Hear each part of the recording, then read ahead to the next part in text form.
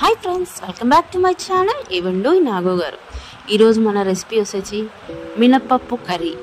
మా మమ్మీ బాగా చేసేది, మేము తినేవాళ్ళం చిన్నగా ఉన్నప్పుడు.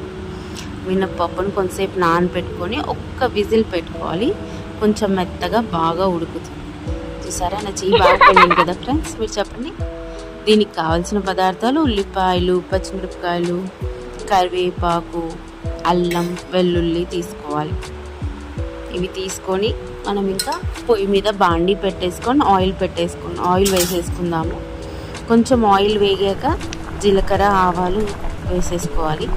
అవి వేసుకున్న తర్వాత కొంచెం పచ్చిమిర్చి, ఎల్లిపాయ, అల్లం బాగా అటు ఇటు దంచేసుకొని అవి ఫ్రై అయ్యాక రెడ్గా ఫ్రై అయ్యేలాగా వేయించేసుకొని పక్కన పెట్టేసుకుంటాం. ఆలోపు అది ఫ్రై అయిన తర్వాత కొంచెం ఫ్రై అవుతుంది కదా, అది ఫ్రై అయిన తర్వాత మనం అందులో కరివేపాకు వేసేసుకుందాం. అలాగే కొంచెం ఉల్లిపాయలు కొంచెం లావుగా కట్ చేసుకోవాలి. అవి మనం తింటుంటే బైట్ చేసుకుంటే బాగుంటుంది. కొంచెం ఉల్లిపాయలు అలా అవి కూడా ఎర్రగా ఫ్రై అయిన తర్వాత చేసుకోవాలంట. మా మమ్మీ బాగా చేసేది. మేము చిన్నగా స్కూల్ నుంచి రాగానే పెట్టేదన్నమాట తినడానికి, బాగుంటుంది.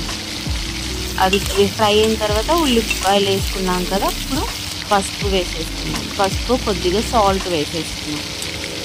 అవి రెండు మగ్గిన తర్వాత మనం పక్కన పెట్టుకున్నాం కదా, ఉడకపెట్టుకున్నాం మినప్పప్పు, అది కూడా వేసేసుకొని కొంచెం వేయించేసుకొని కలుపుకొని పెట్టుకోవాలి. ఇది బలం అని కూడా అంటారు పెద్దవాళ్ళు, మినప్పప్పు తింటే మంచిది అని. అందుకని నేను కాస్త పొట్టు మినప్పప్పు తీసుకున్నాను. అందుకని నా కర్రీ కొంచెం బ్లాక్గా అనిపిస్తుంది. కానీ పొట్టు ఉంటే హెల్దీ కదా, అందుకని. అలా కొంచెం ఉడుకుతుంది కదా, ఉడుకుతున్నప్పుడు దాంట్లో కొంచెం కొత్తిమీర వేసుకోవాలి. నాకైతే ఫేవరెట్ అండి ఇది. జొన్న రొట్టెలు తింటే ఇంకా బాగుంటుంది ఈ కర్రీ. ఎంతైనా పాతకాలం వంటకాలు చాలా బాగుంటాయి కదా. మీరు టేస్ట్ చేయండి, వండేసుకోండి.